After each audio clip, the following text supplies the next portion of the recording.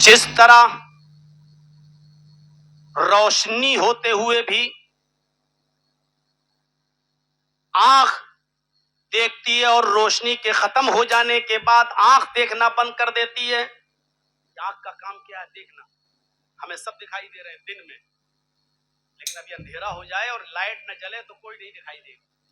یا رات میں جلسہ ہو رہا ہو، جنریٹر لگے ہوئے ہوں، لائٹیں جل رہی ہیں، جرجی صاحب کی نظر ہر جگہ پہنچ رہی ہے جہاں تک لوگ بیٹھے ہوئے ہیں، اچانک جنریٹر میں تیل ختم ہو جائے، پورا اندھیرا ہو جائے، کوئی نہیں دکھائی دے گا.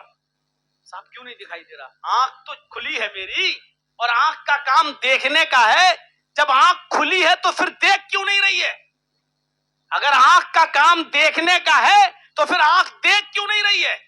اس کا مطلب یہ ہوا کہ تنہا آنکھ نہیں دیکھ سکتی ہے، آنکھ کو بھی خارجی روشنی کی ضرورت ہے. آنکھ کو بھی ایک روشنی کی ضرورت ہے دیکھنے کے لیے. میرے بھائیوں، جس طرح آنکھ خارجی روشنی کے بغیر کسی کو نہیں دیکھ سکتی ہے، اس کو بھی باہری روشنی کی ضرورت ہے، یا تو سورج کی یا لائٹ کی روشنی، تبھی آنکھ دیکھنے کا کام کرتی ہے. ایسے ہی تنہا دماغ کافی نہیں ہے. اللہ نے ہر انسان کو دماغ دیا ہے، سب کو دماغ دے کر بھیجا ہے، لیکن یہ تنہا دماغ کافی نہیں ہے. جیسے آنکھ کو باہری روشنی کی ضرورت ہے، ایسے ہی اس دماغ کو بھی علم کی ضرورت ہے. اس دماغ کو بھی علم کی ضرورت ہے، اور اسی لیے قرآن نے مثالیں پیش کی ہیں. قُلْ هَلْ يَسْتَوِي الَّذِينَ يَعْلَمُونَ وَالَّذِينَ لَا يَعْلَمُونَ. اے نبی کہہ دو کہ علم والا اور بغیر علم والا دونوں برابر نہیں ہو سکتا. ایک پڑھا لکھا اور ایک ان پڑھ دونوں برابر کیسے ہو سکتے ہیں؟ ہو جائے گا. کتنا صاف لفظوں میں فرمایا. اے نبی اعلان کر دیجئے کہ علم والے اور بغیر علم والے دونوں برابر نہیں ہو سکتے.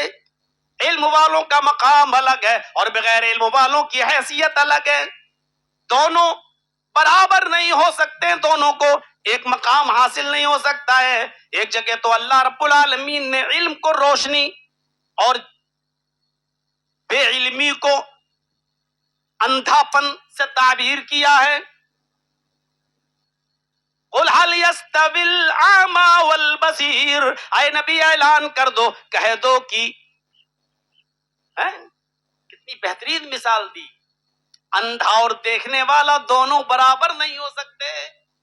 اندھا اور دیکھنے والا، ایک آدمی سب کچھ دیکھ رہا ہے، ایک آدمی اندھا، دونوں برابر ہو جائیں گے؟ یہاں اندھا جاہل کو کہا ہے اور دیکھنے والا عالم کو کہا ہے، یعنی ہر عالم اور جاہل دونوں برابر نہیں ہو سکتے ہیں. اس لیے میرے پیارے ساتھیوں اور دوستوں، عزیزوں، بزرگوں، اپنے بچوں کو علم کی طرف رغبت دلائیے، ان کو علم سے جوڑیے، اور علم کے ساتھ ساتھ، دینی علم کے ساتھ ساتھ، ان کو دنیاوی علم سے بھی لیس کرائیے. آج کے اس دور میں دنیاوی علم بہت ضروری ہے. دینی علم کے ساتھ ساتھ، دینی علم کے ساتھ ساتھ مدرسے اس ٹائپ کے قائم کیجئے جس میں دین بھی ہو اور دنیا بھی ہو. آپ کے بچے عالم بننے کے بعد، فاضل بننے کے بعد قوم کے محتاج نہ رہیں. وہ بڑے سے بڑے کمپنیوں میں اپنی جاب لے کر اور بڑے سے بڑے میدان میں اتر کر ڈاکٹر، انجینئر، یہ سب بن کر وہ اپنے گھر کا گزر بسر بھی کریں اور دین کی دعوت و تبلیغ کا فریضہ بھی انجام دیں. آج ایسے لوگوں کی ضرورت ہے. اقبال صاحب تو بنات بھی چلاتے ہیں ماشاءاللہ. جہاں علم لڑکوں کے لیے ضروری ہے، وہیں لڑکیوں کے لیے بھی ضروری ہے. اس لیے اللہ کے نبی نے طلب العلم فریضۃ علی کل مسلم میں دونوں کو لیا ہے. علم دین کا حاصل کرنا فرض ہے ہر مسلمان مرد پر بھی اور عورت پر بھی. یہ ویسا فرض نہیں ہے کہ دو چار نے پڑھ لیا ختم، نہیں.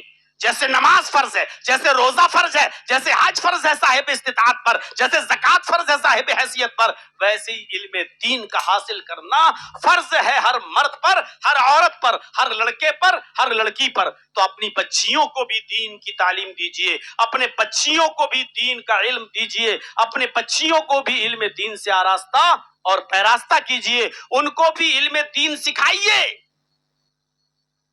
کیونکہ اللہ کے نبی صلی اللہ علیہ وسلم نے فرمایا جس کی 3 لڑکیاں ہوں گی، بیٹیاں یا بہنیں، اس نے ان کو پڑھایا ہوگا, لکھایا ہوگا اور اچھا ادب سکھایا ہوگا, اور دیندار گھرانوں میں اچھے دیندار لڑکوں سے ان کی شادی کر دی ہوگی, تو اللہ کے نبی فرماتے ہیں کہ وہ ان کے کفیل, ان کے ذمہ دار, ان کے باپ, ان کا بھائی قیامت کے دن میرے ساتھ ایسے ہوگا جیسے یہ دونوں انگلی آپس میں ملی ہوئی ہے. پھر آپ نے فرمایا جس کی 2 بیٹیاں ہوں گی اس نے ان کو بھی پڑھایا لکھایا ہوگا, دین سکھایا ہوگا اور اچھی جگہ نکاح کر دیا ہوگا, وہ بھی میرے ساتھ جنت میں. پھر آپ نے فرمایا اگر ایک بیٹی ہے تو اس کو بھی لکھاؤ پڑھاؤ اور اچھی جگہ اس کی شادی کرا دو, وہ بھی میرے ساتھ جنت میں ہوگا. یہ لڑکیوں کی تعلیم کے سلسلے میں کہا.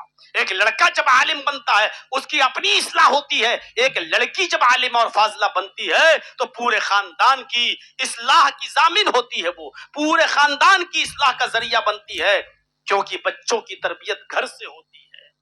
آپ کتنی بھی یونیورسٹی میں اپنے بچوں کو پڑھا لیں, ایسے کتنے اسکول اور کالج ہیں جہاں ایم کام بی کام کرنے کے بعد لڑکے نکلتے ہیں, پڑھتے ہیں, نکلتے ہیں, لیکن آج ان یونیورسٹیز سے پڑھ کر نکلنے والے ہزاروں لوگوں کو آپ نے دیکھا ہوگا اسٹیشن پر یا بس اسٹینڈ پر یا کنارے کھڑے ہو کر پینٹ کی چین کھول کر کھڑے ہو کر پیشاب کرتے ہوئے.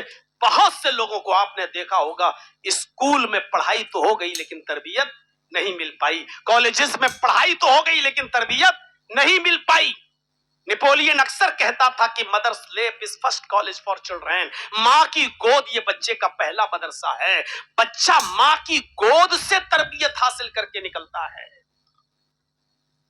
عبد القادر جیلانی بغدادی کا واقعہ ہم نے 4تھی کلاس میں پڑھا تھا, اب تو خیر ہٹا دیے گئے وہ کورس سے وہ چیزیں, کہ وہ ایک قافلے کے ساتھ جا رہے تھے اور ڈاکوؤں نے جب لوٹا پورے قافلے کو لوٹ لیا, اور جب اس 12 سال کے بچے سے پوچھا کہ تمہارے پاس بھی کچھ ہے تو اس نے کہا ہاں 40 اشرفیاں ہیں. کہاں ہیں؟ میرے کوٹ میرے کرتے کے استر میں سلی ہوئی ہیں. پھاڑ کے دیکھا تو 40 اشرفیاں نکلی. ڈاکوؤں کے سردار نے پوچھا کہ تم نے آخر بتا کیوں دیا, یہ تو چھپی ہوئی تھی, ہم تو یہاں تک پہنچ بھی نہیں سکتے تھے, پھر تم نے بتا کیوں دیا؟ اس 12 سال کے بچے نے جواب دیا کہ میری ماں نے چلتے وقت نصیحت کی تھی کہ بیٹے حالات کتنے بھی خراب ہو کبھی جھوٹ مت بولنا, ہمیشہ سچ کا سہارا لینا, اس لیے میں نے اپنی ماں کی نصیحت کو پکڑا اور جب آپ نے پوچھا تو میں نے وہی جواب دیا جو میری ماں نے مجھے سکھایا. اس کا اثر ڈاکوؤں کے سردار پر یہ پڑا کہ سب کا لوٹا ہوا مال واپس کر دیا اور کہا کہ یہ بچہ اپنی ماں کا اتنا کہنا مانتا ہے اور ہم تو اپنے رب کا کوئی کہنا نہیں مانتے ہیں. توبہ کیا, سب نے استغفار کیا, توبہ کیا اور سب کا لوٹا ہوا مال واپس کر کے دین کے راستے پہ آ گئے, نمازی بن گئے, روزے دار بن گئے. میرے پیارے ساتھیوں, ماں ایسی ماں مدرسوں سے نکلے گی, ایسی ماں تیار ہوگی مدرسے کی تعلیم سے. اس لیے اپنی بچیوں کو دینی تعلیم سے آراستہ اور پیراستہ کریے تاکہ آپ کی بیٹیاں آگے چل کر ایسی ماں بن کر نکلیں. ماں کر تربیت. سلطان ڈاکو کو جب پھانسی دی گئی نا, پھانسی, تو اس سے پوچھا گیا کہ آخری تمنا کیا ہے؟ کہا کہ میری آخری تمنا ہے کہ مجھے میری ماں سے ملوایا جائے. جب ماں کو بلوایا گیا, کہا لو ملاقات ہو گئی, اب بھی کوئی تمنا ہے؟ کہا ہاں. کہا کیا؟ کہا مجھ سے پہلے میری ماں کو پھانسی دو. کہا کیوں؟ کہا کہ جب میں 5 سال کا تھا تو سب سے پہلے میں ایک انڈے کی دکان پر گیا تھا, میں پیسہ لے کر گیا تھا, میں نے انڈے والے سے انڈا لیا لیکن اس کو پیسہ نہیں دیا. انڈے والے نے کہا پیسے؟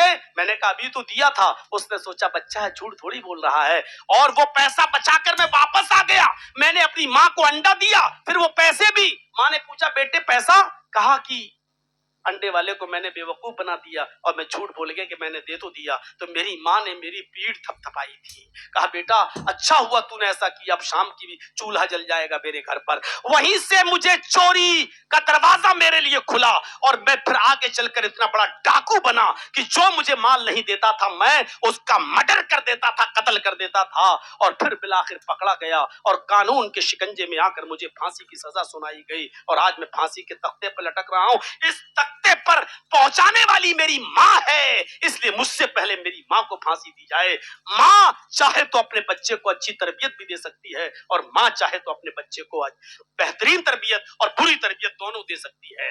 میرے بھائیوں, مسند احمد میں ایک واقعہ نقل کیا گیا ہے کہ ایک صحابیہ جس کے گھر میں جب بچہ پیدا ہوا تو وہ بچہ جب بھی پیشاب کرتا تھا، وہ بچہ جب بھی پیشاب کرتا تھا، ماں اس کی شرمگاہ پر پانی کا ایک لوٹا ڈال دیتی تھی۔ بچے نے جب بھی پیشاب کیا ماں نے پانی ڈال دیا۔